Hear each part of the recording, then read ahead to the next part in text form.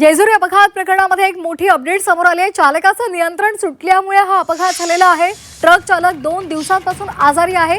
माऊलींच्या पालखीपासून काही अंतरावर हा अपघात झालाय। आताची महत्त्वाची बातमी आपण पाहतोय।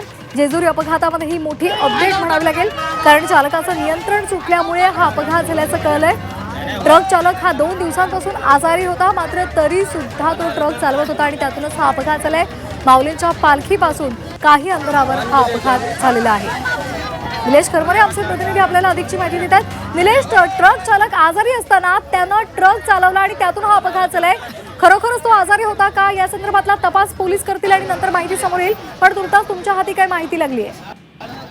स्वतः जर बघितलं तर 2 दिवसापासूनच जो ट्रक चालक आहे सुनील साळुंखे असं त्या 65 वर्षीय ट्रक चालकाचं नाव आहे। तो 2 दिवसपासून आजारी असल्याचं या ठिकाणी प्राथमिक माहिती मिळते। थंडी आणि ताप असला तर त्याला व्हायरल इन्फेक्शन झालं होतं आणि त्या दरम्यान त्यांनी खोकल्याचं औषध जे आहे ते पिलं होतं आणि अशातच तो गाडी चालवत होता। आणि महत्वाचं म्हणजे गाडी ओव्हरटेक करताना हा अपघात झालेला आहे।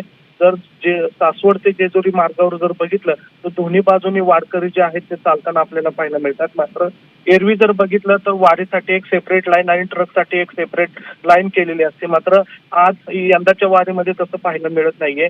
आणि जो ट्रक आहे तो ट्रक साधारण जेजुरीच्या दिशेने जाण्याचा प्रयत्न करत होता आणि दुसऱ्या वारीतला जो ट्रक होता त्याला ओव्हरटेक करताना हा अपघात झालेला आहे।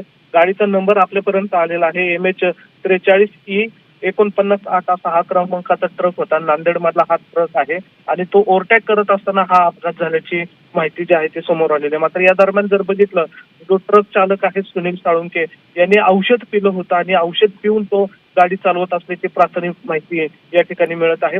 पोलिसांनी ट्रक आणि ट्रक चालकालाही ताब्यात घेतलेला आहे, त्याची वैद्यकीय तपासणी सुद्धा केली जाईल।